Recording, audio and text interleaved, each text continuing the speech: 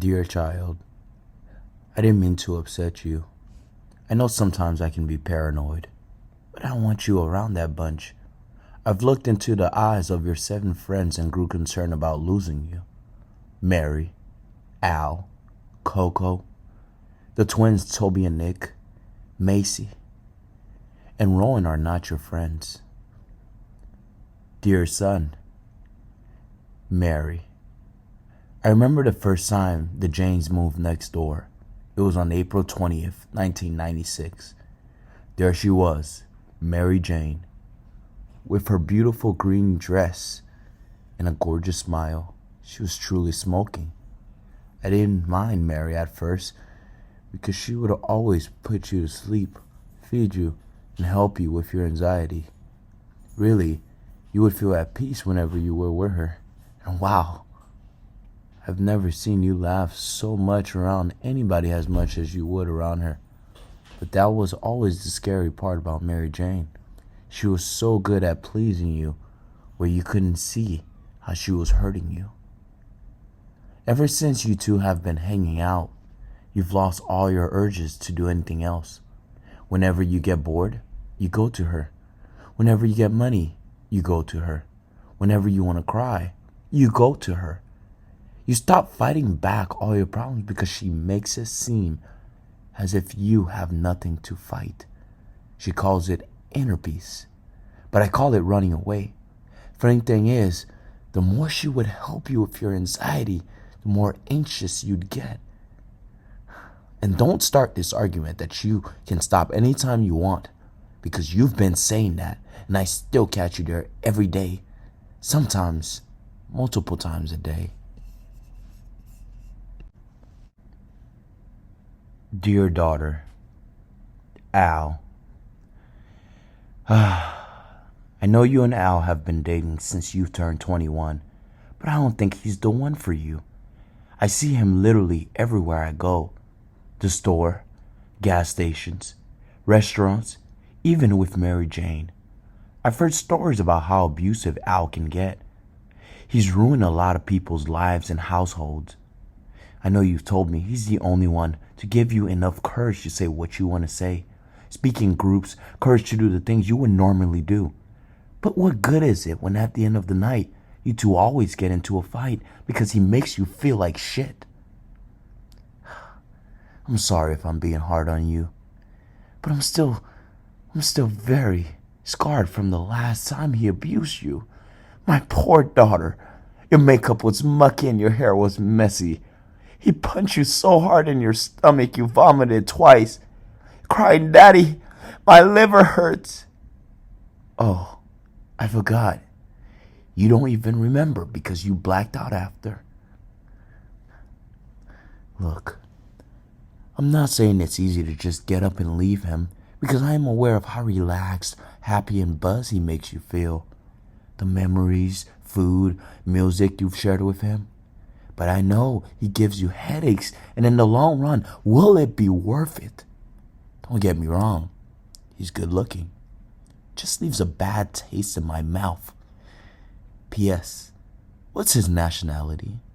I told your mother he's more on the darker brown side. She said he's more on the white clear side. Maybe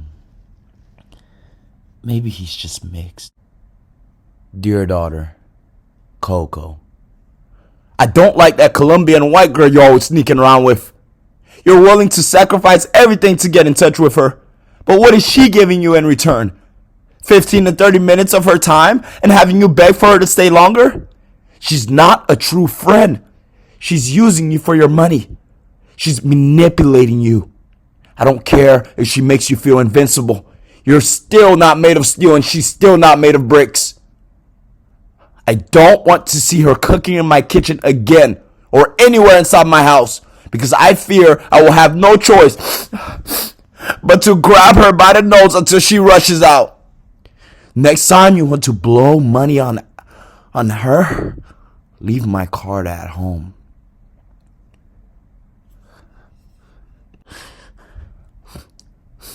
Okay. I'm sorry. I wasn't trying to be mean. But baby, you have responsibilities now. You can't be known as the girl who got kicked out of a public bathroom alongside her friends because they were following Coco. I should have known it was a bad idea as soon as you told me that stupid boy Al was going to be there with her. I can't forget that time she had you stealing from your own people just for her. Now look at you. Now you're always paranoid, peeking out the window blinds as if people are after you. You're seeing things that I don't see, hearing things I don't hear. She got you acting psycho, sis. Coco walks around like she's looking for a sugar daddy. Keep her in line because that's not you. If you don't want me to crack Coco, please keep her out my bag. Dear son, Toby and Nick. Okay, let's talk about those creepy twins. I was trying to be nice, but I have to smoke them. First off, they stink. Horrendous smell. Especially that Toby one. He shook my hands and I swear I couldn't get the smell off for the longest. That was the first time I met Toby. Then, he brought his brother Nick. And since then, it feels like they've been hunting me. They walk hand in hand trying to greet everyone they meet. I called them creepy because they stop me at gas stations, corner stores, and even at work. How are you constantly with them? I get lightheaded the minute they open their mouths. Before, I wasn't able to tell them apart, but lately they have been dressing differently. Nick started wearing more modern, futuristic, colorful clothing, while Toby is still wearing that brown wraparound. I guess it doesn't matter. They're basically the same person.